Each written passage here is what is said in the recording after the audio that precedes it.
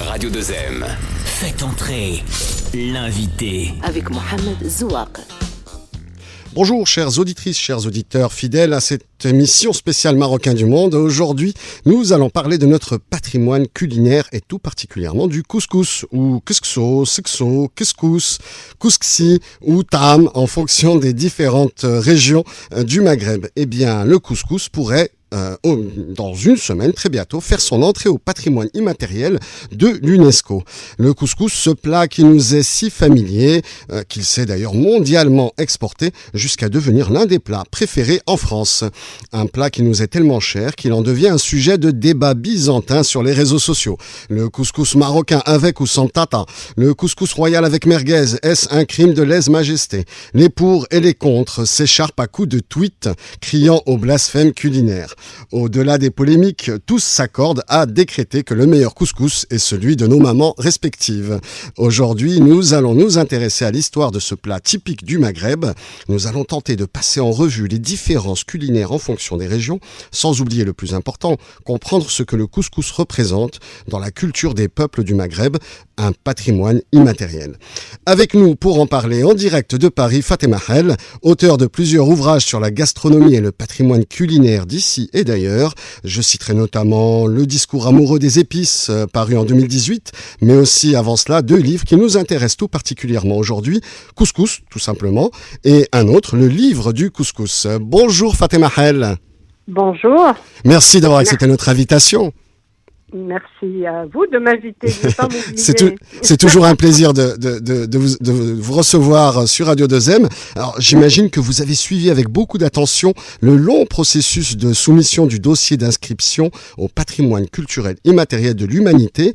Qu'est-ce que cela représente pour vous ?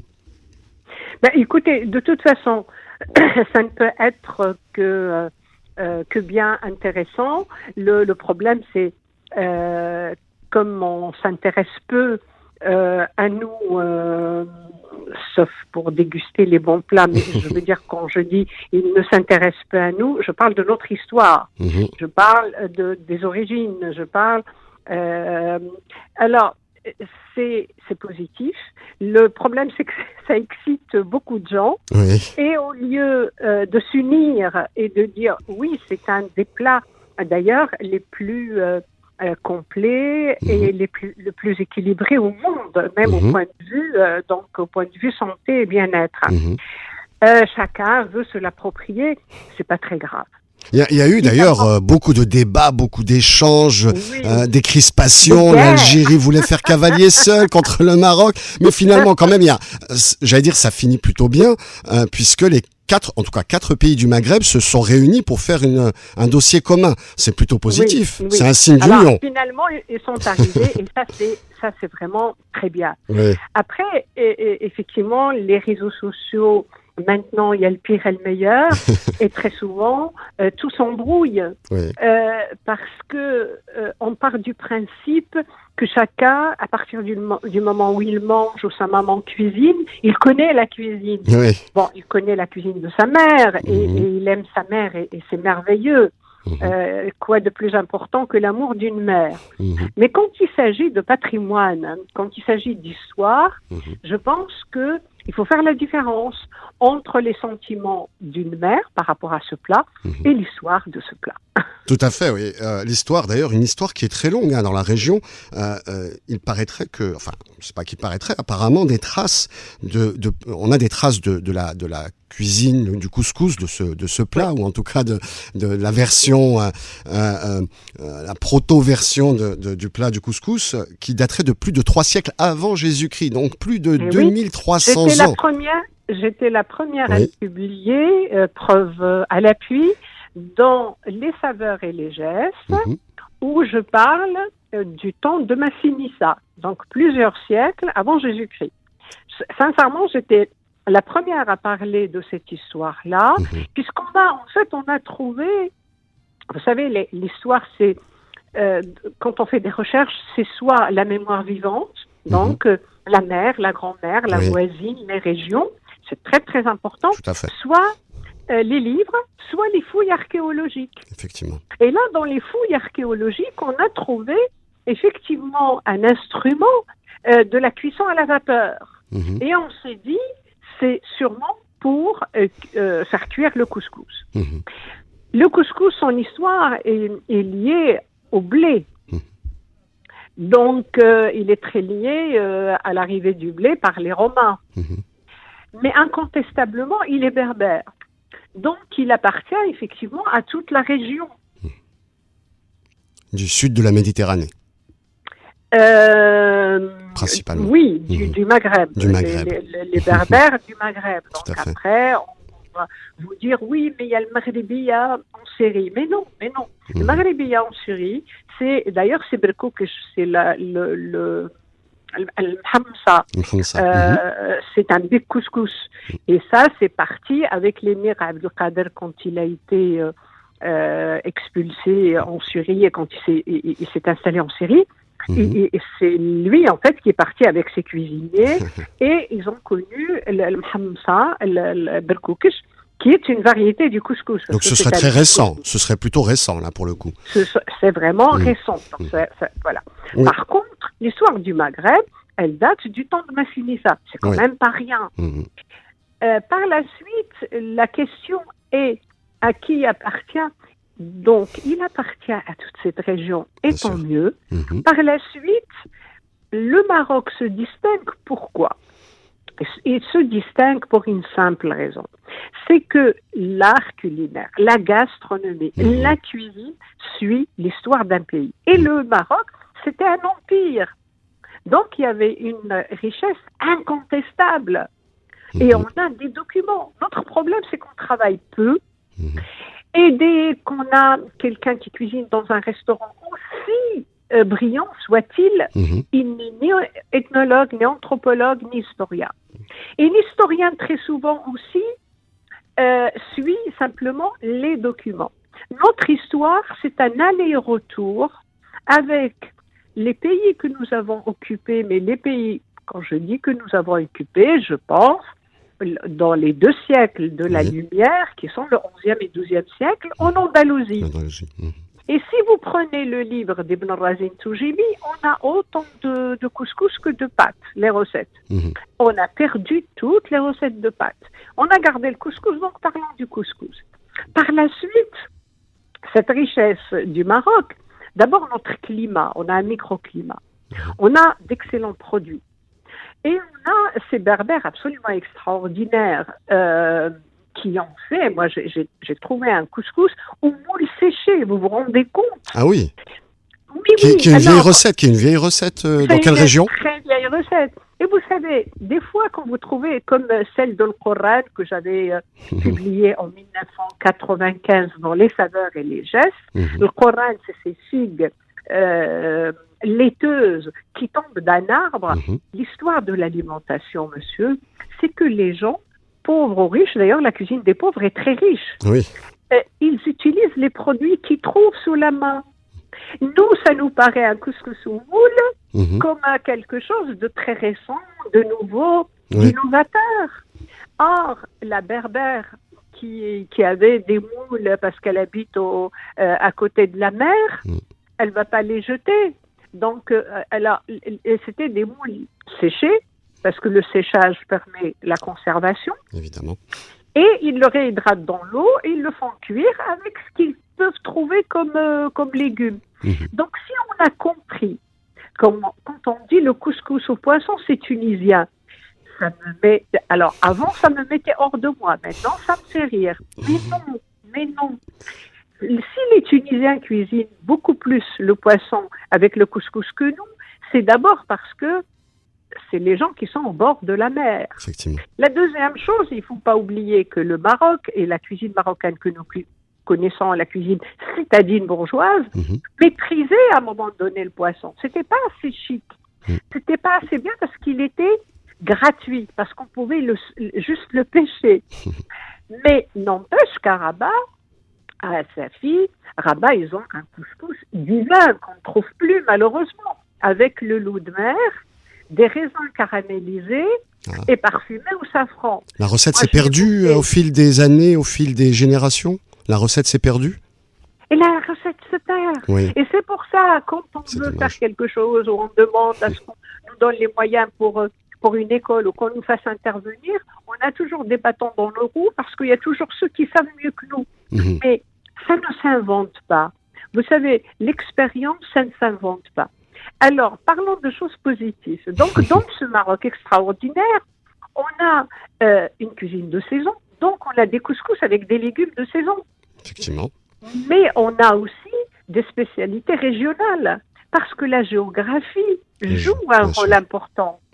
Et vous savez, la cuisinière qui ne trouve pas un produit qui le remplace avec un autre, pour elle dans sa tête, elle n'est pas devenue un génie, comme maintenant on croit l'être. C'est simplement, elle n'a pas trouvé le remplace. Donc, c'est pas une recette, c'est pas un verset coranique. Oui. C'est-à-dire qu'un verset coranique, on ne peut pas y toucher. C'est du Effectivement. Coran, respect. Mais une recette, ça dépend des besoins et de ce qu'on a trouvé.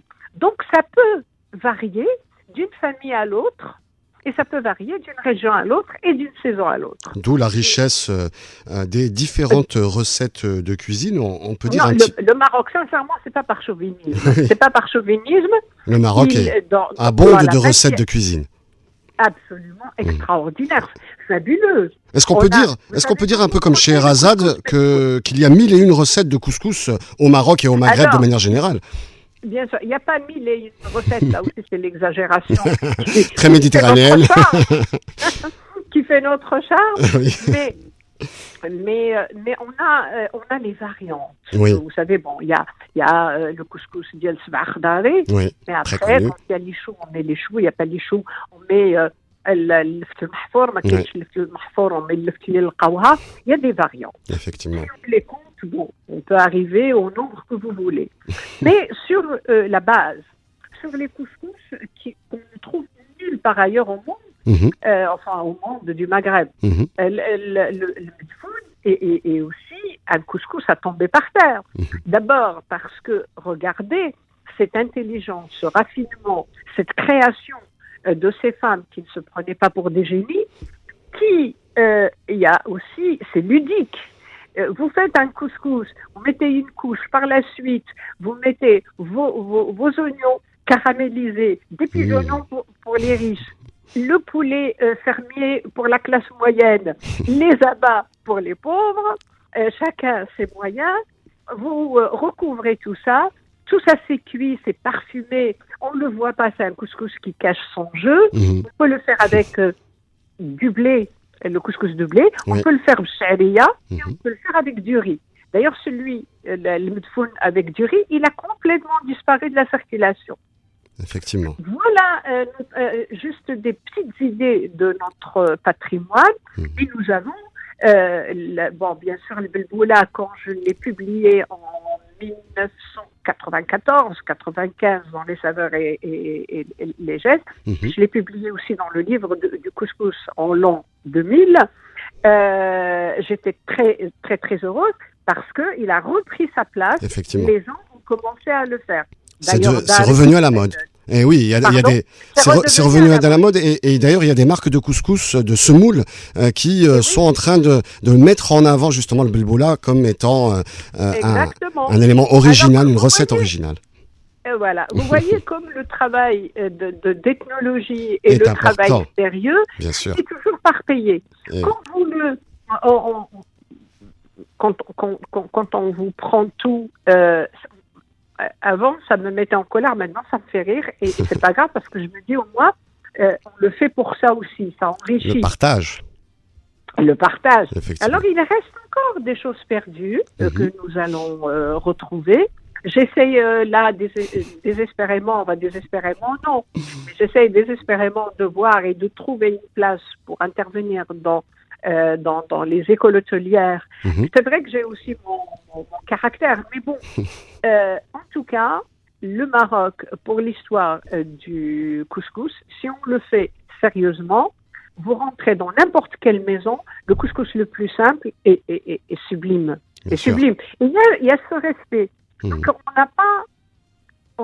d'ailleurs, je crois que c'est demain où je passe sur France Culture pour parler de l'histoire du couscous dans une question d'histoire. Il n'y a pas le couscous ne représente pas simplement que les saveurs. Oui. Il représente l'art de partager, l'éducation, du respect, oui. du périmètre de l'autre. Mhm. Lorsqu'on est assis autour d'un grand couscous, on ne mange, on a notre périmètre et on mange devant soi. Il ne faut pas déborder sur la place du voisin. Effectivement, c'est mal poli. Donc, c'est génial comme éducation. Effectivement, mais justement, d'ailleurs, vous avez étudié l'anthropologie en France, et d'ailleurs, il y a un élément qui est très important, pour être précis, le dossier qui a été soumis à l'UNESCO s'intitule Savoir, savoir-faire et pratiques liées à la production du couscous. Donc, au-delà du couscous en tant que plat typique du Maghreb, il est donc aussi le symbole de tradition, de pratiques ancestrales, de moments de joie et de convivialité. Vous venez d'en parler. Alors, que dit justement le couscous et la préparation du couscous de nos cultures maghrébines? Écoutez, de toute façon, le couscous n'est pas le seul. Le reste aussi.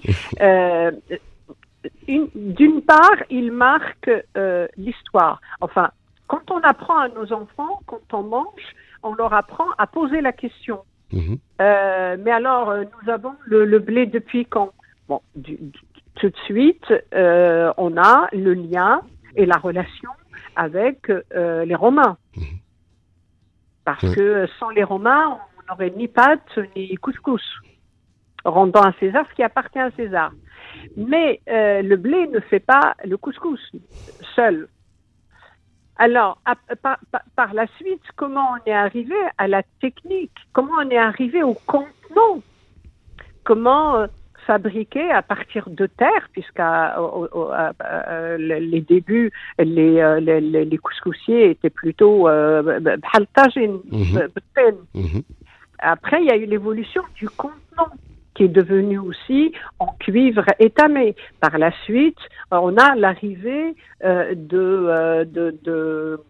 pas de l'aluminium, mais d'abord on a utilisé beaucoup l'aluminium et par la suite de l'inox.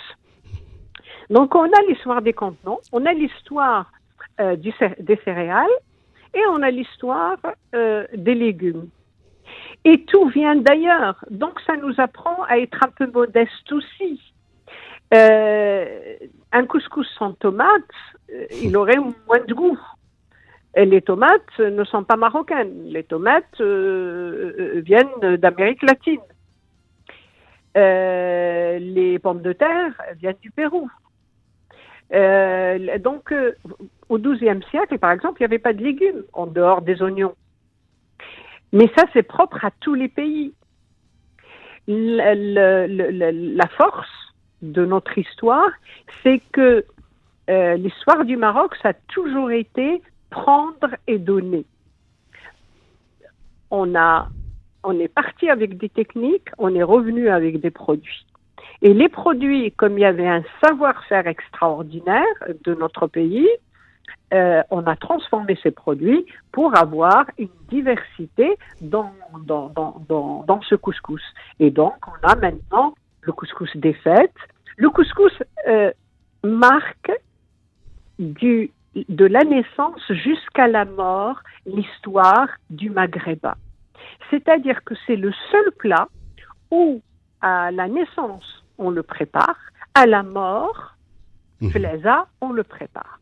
La pastilla, par exemple, c'est là, qui est aussi notre force. Et je me demande pourquoi on n'a fait aucune démarche pour déposer plutôt la pastilla à l'UNESCO aussi. Mais bon, l'appel est lancé. L'appel est lancé. Au ministère de la par Culture. exemple, c'est un plat de fête. C'est un plat de fête, c'est un plat aussi que pour les villes impériales. Et donc, jamais on va préparer le bstela, l'eza. Par contre, le couscous, il fait partie de notre vie, de notre naissance jusqu'à notre mort. Vous imaginez le symbole et la force? Après, ce couscous, c'est celui du vendredi. Il y a aussi cette marque qui marque la religion et cette journée, normalement, où chaque famille sort un plat de couscous pour les pauvres ou à donner devant les mosquées. Il est plein de symboles, des symboles religieux, le symbole social, le symbole de fête. Et je vous dis, avec le medfoun, celui qui cache son jeu, même le jeu et la séduction que seules les femmes marocaines peuvent connaître les secrets. C'est une histoire qui est très riche, comme vous le soulignez. En fait, c'est un plat du partage, mais c'est aussi un plat où on a rassemblé différents fruits et légumes. La tomate est un fruit. Différents fruits et légumes qui viennent d'ailleurs et qui ont trouvé leur place finalement dans l'art culinaire marocain, dans ce plat qui est un plat typique, ancestral du Maroc. Finalement, la culture marocaine est une culture qui respire, où il y a à la fois oui, et vous savez, elle peut, si on travaille, elle peut être d'actualité. Je vous assure, il y a certaines choses, je ne veux pas tout dévoiler parce qu'on m'a suffisamment pillé. Vos idées. Mais par les temps qui courent, où on pense à la santé, où on pense à la préservation de l'environnement, la préservation de la planète, eh bien, nous sommes en avance. Enfin, c'est-à-dire, on nous a laissé un héritage que nous pouvons utiliser pour être en avance. Encore faut-il que ceux qui savent tout, qui croient tout savoir, nous laissent la place pour le mettre en avant. Quand vous dites on nous a légué... mon regard. Tout à fait. Quand vous dites on nous a légué un plat qui serait respectueux de l'environnement, vous voulez dire... Pas un plat. Des techniques, des savoir-faire et des plats. Pas un. Pas un. Ah, vous parlez de l'art culinaire marocain. Effectivement. Alors, oui, moi-même, le mot art culinaire m'intéresse moins que de dire la cuisine. La cuisine, tout simplement. Alors, on n'a pas parlé des viandes. Il y a différentes viandes, bien sûr, dans le couscous. Voilà, et ce qui est important dans le couscous, si on utilise évidemment le blé complet ou le belboula, on n'a même pas besoin de viande. Mais si on utilise la viande, c'est vrai que traditionnellement, au Maroc, on est suffisamment raffiné pour ne pas mélanger les viandes. On fait un couscous au poulet fermier, on fait un couscous au poulet fermier. Si on fait un couscous à l'agneau, on fait un couscous avec de l'agneau. Après, il y a eu cette histoire des merguez. Alors, qui est très spécifique à la France, je crois. Au Maroc, on n'a pas encore... Mea culpa par rapport aux merguez. Au départ, je disais, les merguez, c'est pas arabe, c'est quoi? C'est pas marocain, c'est pas maghrébin.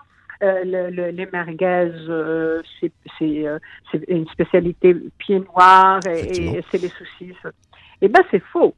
Les merguez, le mot même est arabe, al-merqas.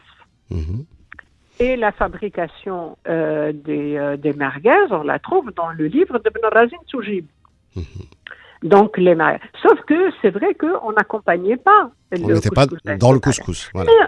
Mais, bien sûr. Mais en même temps, est-ce qu'on est né avec ces recettes-là au départ? Les humains, ils mangeaient juste des herbes. Il ne faut pas non plus exagérer. Si le goût actuel des Français, ils veulent ces merguez avec leur couscous. Mais pourquoi pas? Pendant des années, j'ai refusé. Mais j'ai refusé dans mon restaurant. Vous avez résisté. J'ai résisté. Mais après, c'est complètement crétin. Parce que rien n'est à nous, donc tout est à nous. Si les Français, quand ils disent c'est la cuisine française, quand on voit que le foie gras n'est pas français, alors tout est permis aussi. Oui. Vous comprenez, la technique du foie gras, elle vient de la Haute-Égypte. Et ça a été adopté et enrichi probablement par Mais est-ce que vous connaissez un seul Égyptien qui fait le foie gras? Maintenant plus, oui. Il n'y en a pas. Oui. Mais c'est ça. Donc, restons ouverts, mais ne dénaturons pas. moi, ce que je lance un appel, puisque je vous ai, j'en profite. Allez-y. Préservons ce que nous avons Bien sûr. au mieux. Ne soyons pas des ayatollahs de la cuisine en disant non, ça, c'est comme ça, parce que c'est pas vrai. Parce que les choses évoluent avec le temps, évoluent avec la politique, parce que la cuisine, c'est aussi de la politique et c'est de l'économie. Si demain on n'a plus on trouvera un moyen de mettre d'autres ingrédients. On ne va pas supprimer le couscous parce que le monde ne nous fournit plus ces légumes, ou la terre ne nous donne plus ces légumes-là, elle nous donnera autre chose. Donc préservons ce que nous avons comme technique, comme façon de faire, en étant un peu humble, en disant voilà, ça vient de là, ça vient de là, mais en même temps, laissons la porte ouverte à la création, mais la création, ça ne veut pas dire vous enlevez l'agneau et vous mettez des crevettes et vous dites je suis un artiste. Oui. Tout le monde est artiste et tant mieux. Mais essayons de voir qu'est-ce qui peut remplacer. Essayons d'observer, de détricoter, parce que le plat est une architecture. On détricote et on dit, bon, si j'enlève ça, est-ce que ça va détruire le goût, l'équilibre de mon plat? Si on pose ces questions-là, eh ben, la création deviendra très intéressante pour notre pays qui le mérite.